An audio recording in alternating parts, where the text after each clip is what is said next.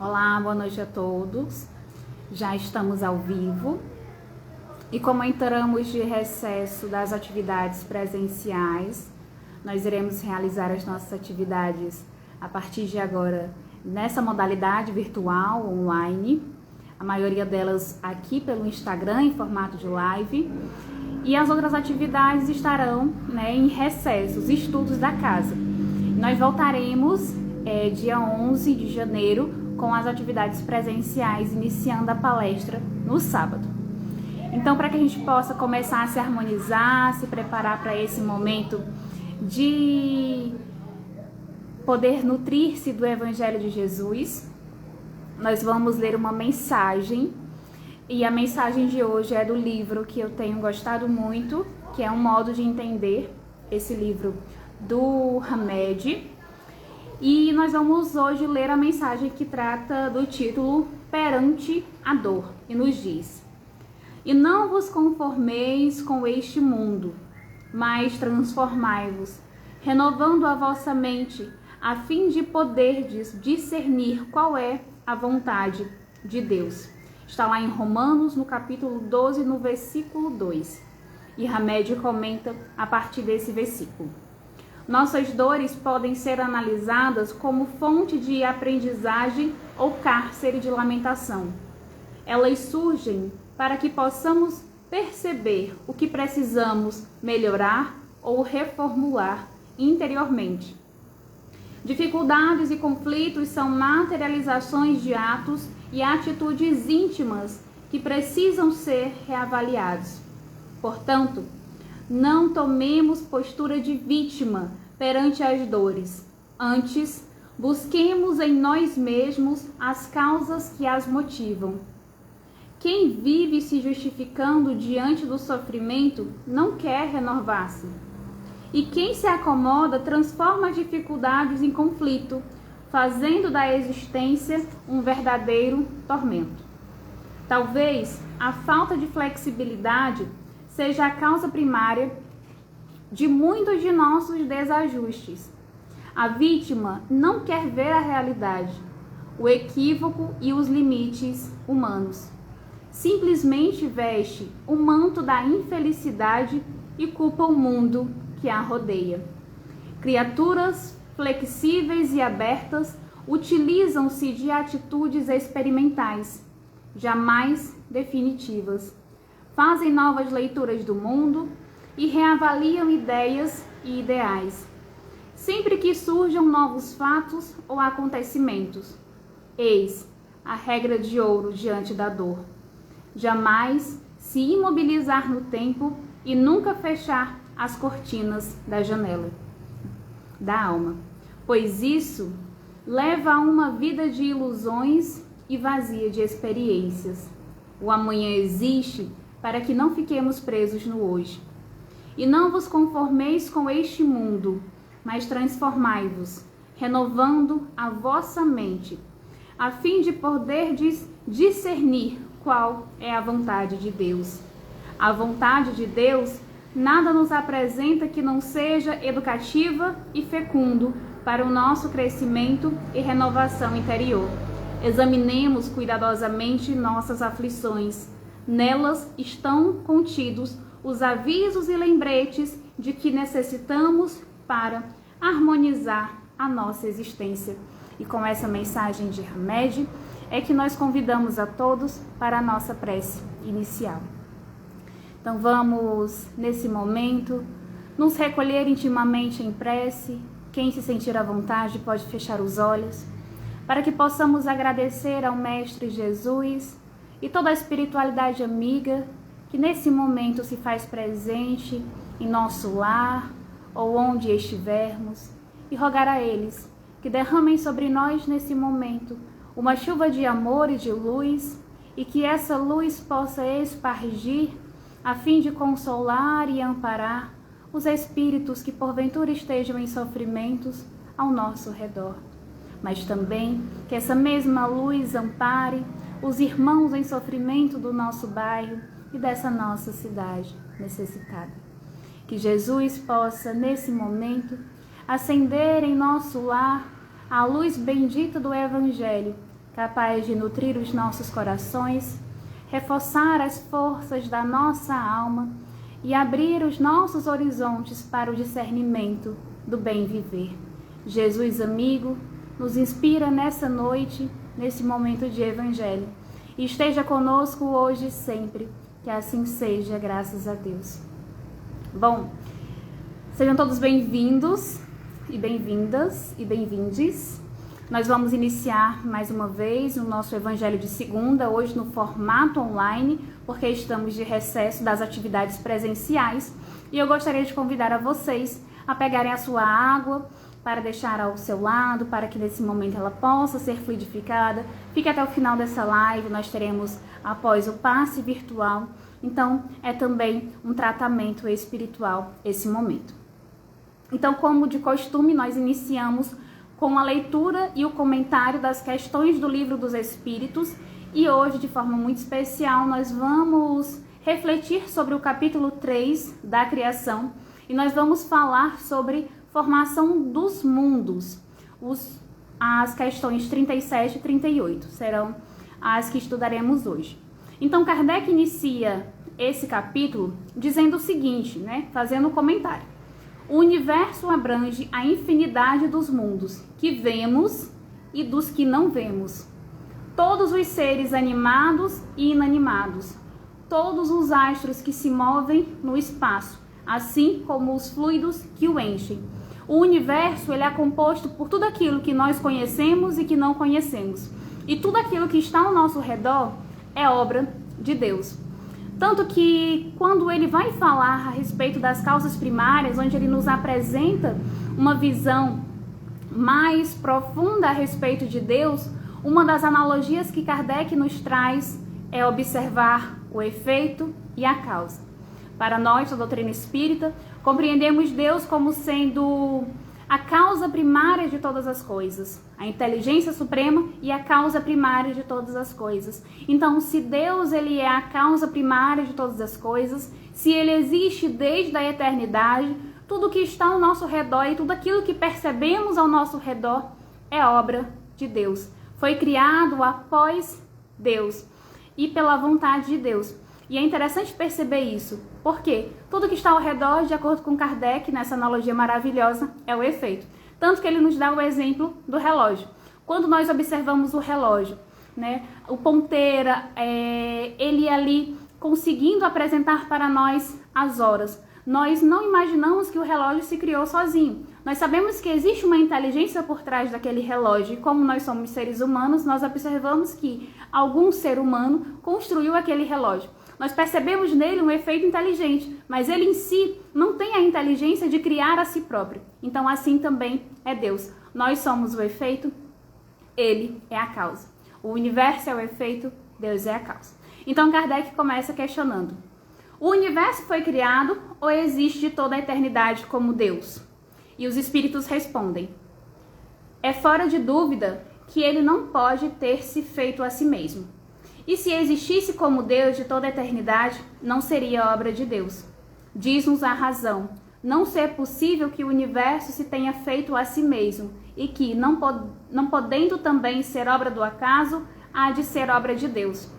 Quando nós vamos raciocinar de forma lógica, nós observamos que, assim como nos apresenta Kardec a respeito da teoria do Big Bang, o nada não pode produzir coisa nenhuma, porque é um nada, é vazio.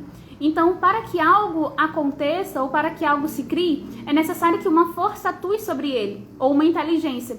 Então, essa inteligência suprema que é Deus, atua, cria e constrói todo o tempo. Então, assim fez também com o universo, onde nós hoje habitamos. Então, é por isso que ele diz que se a gente começar a olhar com a razão, nós observamos que sozinho o universo ele não tem força, ele não tem a inteligência própria para construir tudo isso que está ao nosso redor. Então tudo isso é efeito de um Criador que é a nossa causa, que é Deus. E completando essa linha de raciocínio, Kardec continua o questionamento. Na questão 38, ele diz assim, como criou Deus o universo? E aí os espíritos respondem, para me servir de uma expressão coerente, direi, pela sua vontade. Nada caracteriza melhor essa vontade onipotente do que estas belas palavras da Gênesis. Deus disse: faça-se luz, e a luz foi feita. Kardec, ele sempre faz essa busca incessante por compreender a fundo aquilo que ele se propõe.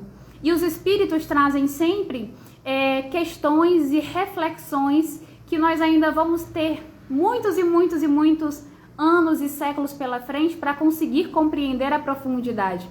Mas nesse momento, observando especialmente isso a que deram ênfase, que foi a fala atribuída, ou retirada lá do livro de Gênesis, e Deus disse, nós percebemos que desde esse tempo, quando nós observamos essa fala inicial, Deus disse, significa que de fato foi pela sua vontade e foi pela sua palavra. Mas palavra em que sentido? Se a gente compreende que Deus, ele não tem atributos humanos, ele não tem olhos, ele não tem boca, como é que Deus fala? Como é que Deus diz? Como é que Deus cria?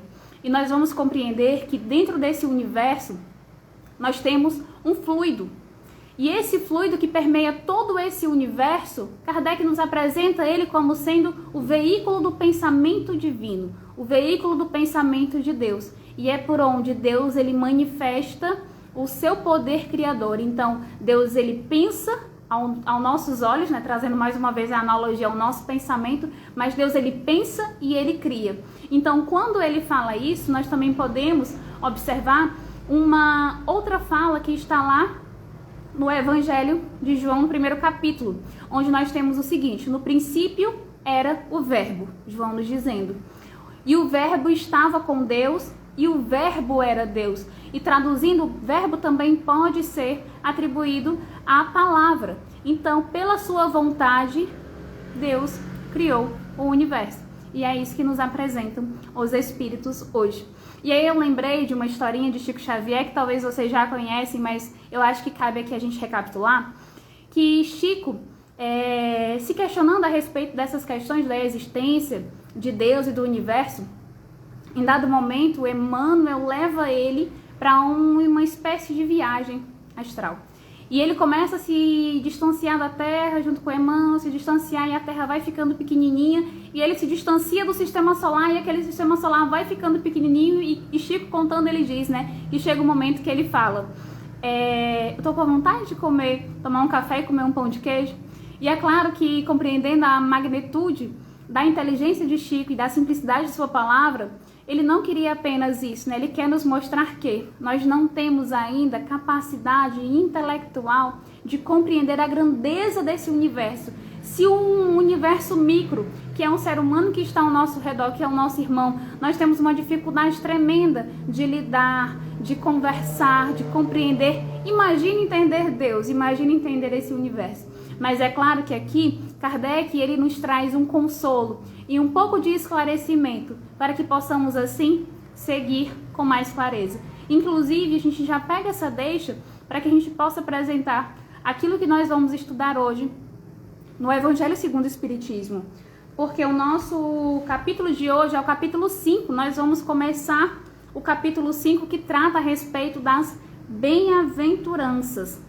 E é o segundo maior capítulo do Evangelho e vai tratar a respeito de bem-aventurados os aflitos.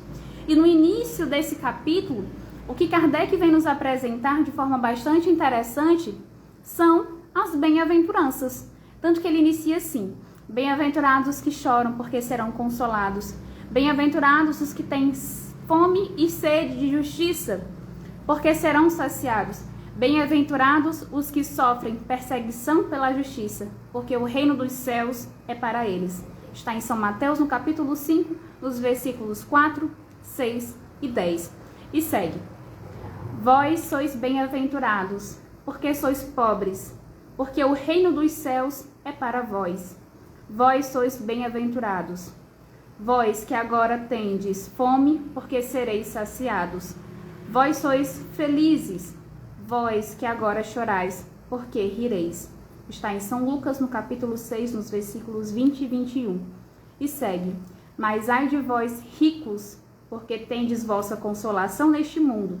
Ai de vós que estáis saciados, porque tereis fome. Ai de vós que rides agora, porque sereis reduzidos ao pranto e às lágrimas. São Lucas, capítulo 6, versículo 24 e 25. Então, como ele começa esse texto falando das bem-aventuranças, o que nós podemos compreender com essas bem-aventuranças? Nós começamos tendo a percepção de que o momento das bem-aventuranças é quando Jesus ele inicia o seu discurso, né, no momento do Sermão do Monte. E ele vai apresentar essas bem-aventuranças de uma forma tão sublime e tão bonita que eu não consigo ir para a bem-aventurança seguinte se eu não consigo aprender a virtude da anterior. E para pontuar isso de uma melhor forma, né, e pegando inclusive a Bíblia e a parte do Evangelho de Mateus, que é o que mais detalha esse momento do Sermão da Montanha, é que nós vamos perceber aqui nesse momento qual é o ensinamento de Jesus, qual é a virtude e por que essa virtude ela se torna escada para a próxima. Então, quando ele diz bem-aventurados os pobres em espírito, ele está falando de quê? Da humildade.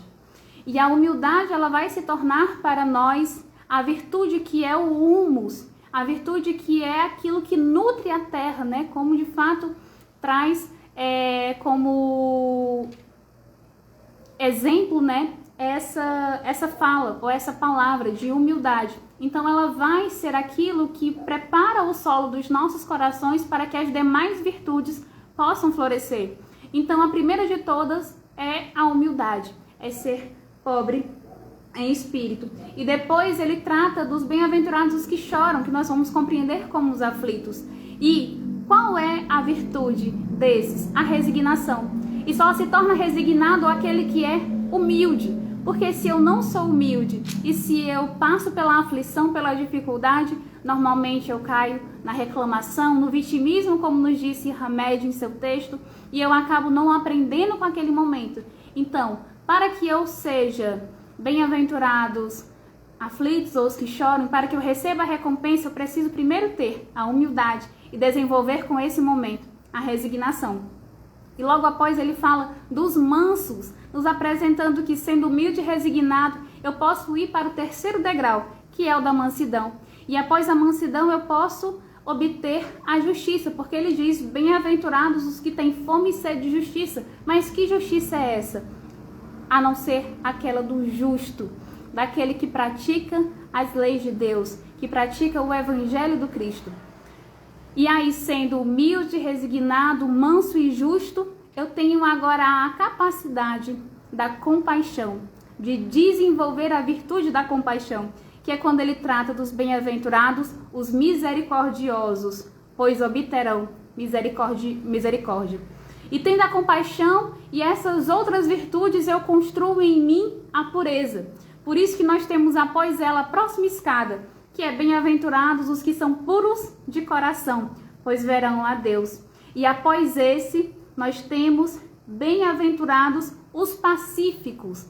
Por quê? São aqueles que no momento em que recebem a ofensa, sabem silenciar. E após ele, nós temos os pacificadores, porque não é necessário só não fazer o mal, mas também praticar o bem. Ou seja, ser ativo nessa pacificação, praticar essa mansuetude e buscar que ao seu redor ou ao nosso redor nós possamos conseguir pacificar. Só que eu só consigo chegar nessa categoria depois de obter as demais virtudes. Aí aqui, nesse momento, eu consigo doar de forma mais plena.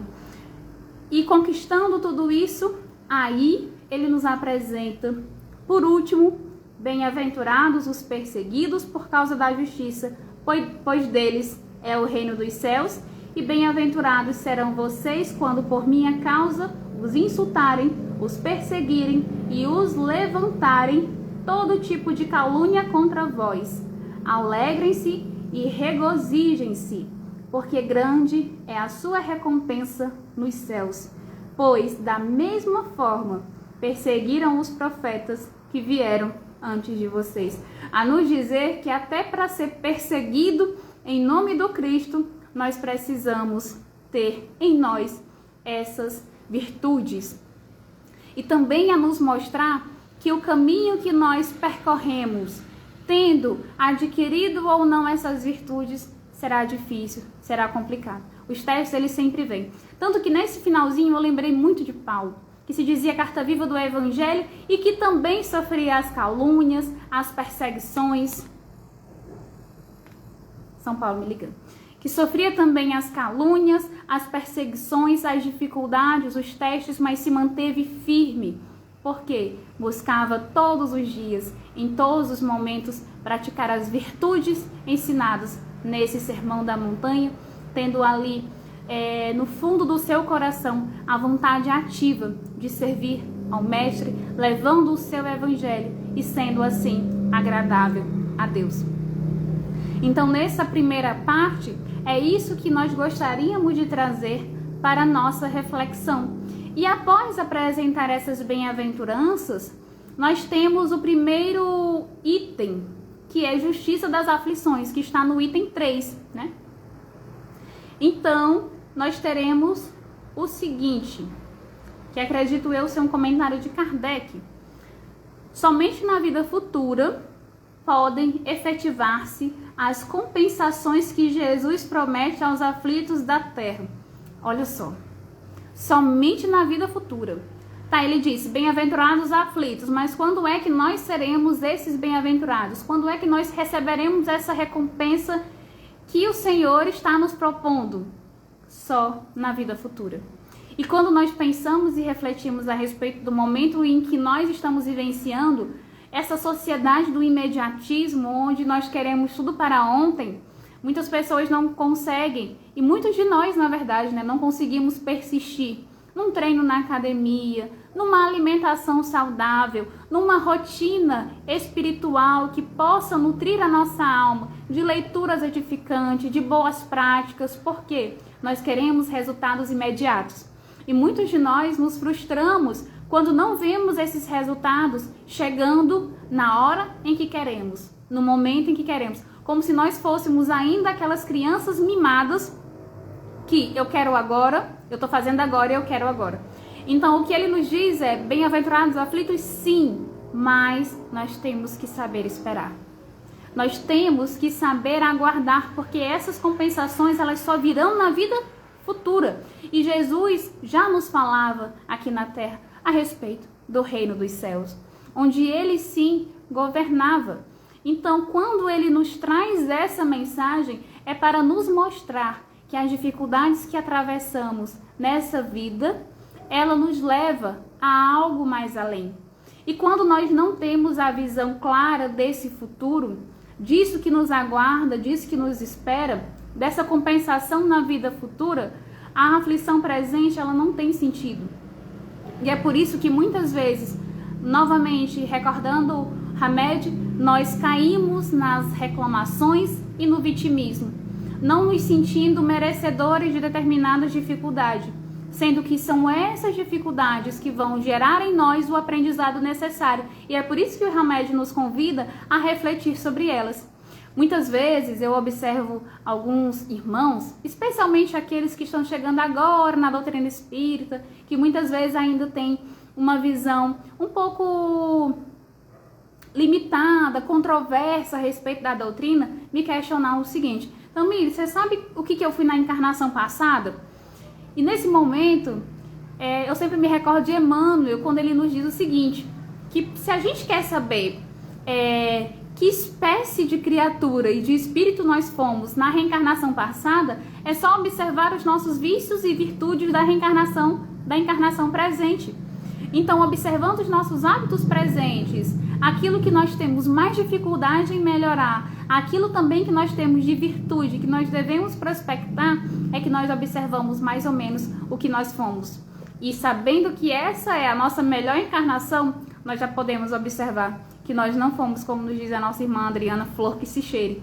Então, nas encarnações passadas, nós cometemos sim muitos erros, mas o livre-arbítrio de hoje nos permite escolhas, e essas escolhas também estão contidas nelas as assertivas, aquelas que nós podemos seguir o caminho e buscar, de alguma forma, reparar esse equívoco e voltar para o caminho reto junto ao Cristo.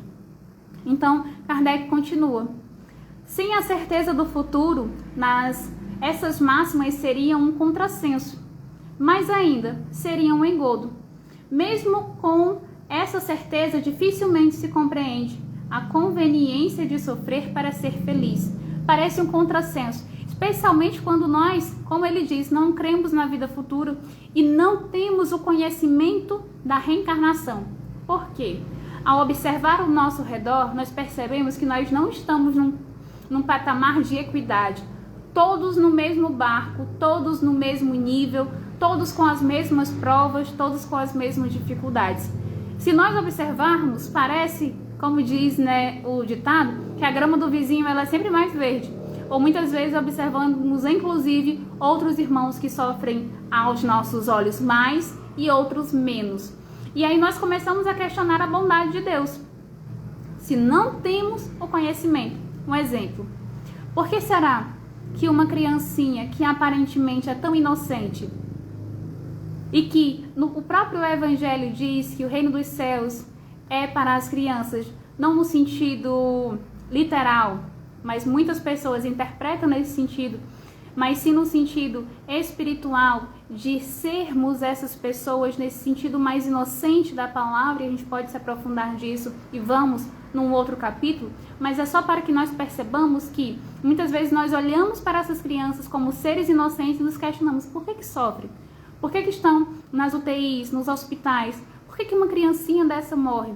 E tanto que eu até questiono um irmão meu que ele diz que quando uma criancinha morre, ela já tem um lugarzinho reservado no céu. Onde eu disse a ele, o que ela tem e eu não tenho, se Deus é justo? Se Ele é Pai de todos nós, por que levou ela primeiro para estar junto com Ele e eu, na minha infância, não me levou para estar junto com Ele? Se esse for o padrão, nós muitas vezes olhamos para Deus e colocamos Ele no nosso patamar de igualdade, no sentido de observar nele injustiças, porque isso de fato é uma injustiça, onde uns são privilegiados e outros não. Então, quando nós observamos pelo ponto de vista da reencarnação, colocamos em nós essas lentes, aí nós podemos compreender as injustiças ao nosso redor como sendo oportunidades para o crescimento. Tanto que tem uma fala do Haroldo que eu gosto muito. Ele diz que no mundo há muita injustiça, mas nenhum injustiçado, porque todos nós estamos colhendo a cota de dor ou a cota de alegrias que nós semeamos no decorrer das eras. Então, quando nós observamos uma aflição chegando em nossas vidas, ou quando nós observamos um irmão em maior aflição, ou no momento de maior bem-estar, que nós percebamos que todos nós, em um momento ou outro, teremos as mesmas oportunidades. A diferença são as escolhas que nós fazemos com aquelas oportunidades. Tanto que quando o Livro dos Espíritos trata a respeito da evolução dos espíritos, ele fala justamente isso. Nós podemos acelerar esse nosso processo evolutivo ou caminhar de forma mais lenta. Vai depender das nossas escolhas, daquilo que nós buscamos. Então, quando eu observo essa vida futura pela ótica da reencarnação, eu percebo que eu estou no lugar certo, no momento certo, vivenciando as provas certas para o meu crescimento, para o meu aprendizado. E se hoje eu venho numa família que passa por necessidades materiais, na próxima vida posso eu vir numa família mais abastada, para que eu tenha a sensibilidade e já tendo estado nesse lugar de necessidade, possa olhar com olhos de maior sensibilidade àqueles que sofrem. Esse é o objetivo. Essa é a nossa busca. Muitas vezes nos colocamos em um outro ambiente para que possamos, a partir dali, testar aquilo que nós já recebemos. E como eu falei, a questão, por exemplo, dos cargos de liderança. Muitas vezes nós estamos sendo testados, precisando ser de alguma forma submissos para aprender de fato a exercitar o nosso orgulho, nosso egoísmo, a nossa vaidade, para numa próxima vida fazer essa prova, estando num outro patamar e de forma alguma aqueles que estão pelo status social, de alguma forma, dentro da hierarquia, abaixo, para que a gente não realize com ele a mesma coisa que realizaram conosco ou que eu em outra vida realizei. É basicamente assim que funciona esse nosso processo reencarnatório para essa aprendizagem ser realizada por nós, para que possamos aprender e assim evoluir. E aí Kardec continua. E dizem para se ter maior mérito. Mas então, perguntas. Por que sofrem uns mais que os outros, como eu disse? Por que nascem uns na miséria e outros na opulência? Sem coisa alguma haverem feito que justifique essas posições? Porque uns nada conseguem, ao passo que a outros tudo parece sorrir. Todavia, o que ainda menos se compreende é que os bens e os males sejam tão igualmente repartidos entre o vício e a virtude, e que os homens virtuosos sofram ao lado dos maus que prospectam. A fé no futuro pode consolar e infundir a paciência, mas não explica essas anormalidades que parecem desmentir a justiça de Deus. Entretanto, desde que se admita a existência de Deus, ninguém o pode conceber sem o infinito das perfeições. Ele necessariamente tem o poder, toda a justiça, toda a bondade, sem o que não seria Deus. Se é soberanamente justo e bom, não pode agir caprichosamente, nem com parcialidade. Logo, as vicissitudes da vida derivam de uma causa, pois que Deus é justo. Justa há de ser essa causa. Como eu lhe falei a vocês, tudo aquilo que nós vivenciamos hoje, existe um motivo, existe um porquê e existe um aprendizado. E assim como o Hamed falou, se nós começarmos a partir de agora a observar o que é que me fere, o que é que machuca, o que me dói, o que angustia a minha alma, será que está numa posição de escassez material, me angustia, me dói, me machuca? Será que não é porque eu precise exercitar a questão de buscar ser mais desapegado às questões materiais e me preocupar nesse momento mais com as questões espirituais e com a minha melhoria íntima e com a minha transformação, muito mais do que acumular bens? E nós observamos isso muitas vezes em algumas questões da nossa vida, que nós tentamos e às vezes nós não conseguimos. E eu só lembro de Jesus quando encontra Saulo, que após esse encontro, torna-se Paulo de Tarso. E ele diz: Saulo, Saulo, não recalcitreis contra o aguilhão. E trazendo a explicação dessa fala de Jesus, significa que, Saulo, pare de dar murro em ponta de faca. Para de encontrar a tua essência que é ser bom e comece agora a revolucionar a sua vida para um outro caminho. Era isso que Jesus queria dizer para ele. Queria mostrar para ele que aquela atitude de perseguir cristãos não estava no seu projeto divino. Não estava no seu projeto de ser também um discípulo do Cristo. Então, assim também Jesus fala para nós, tomando essa fala dele para Saulo, para que nós não possamos ir contra a nossa essência, que é ser bom, a nossa essência que é ser obediente à vontade de Deus, sendo obedientes e resignados como nos ensina o Evangelho. Porque não basta só aceitar a aflição, compreender que ela existe, que ela é importante para o aprendizado, mas retirar dela tudo o que ela pode nos dar. Tanto que uma amiga minha uma vez me disse o seguinte, que quando a gente aprende com a prova aquilo que ela vem nos ensinar, essa prova ela passa, ela acaba.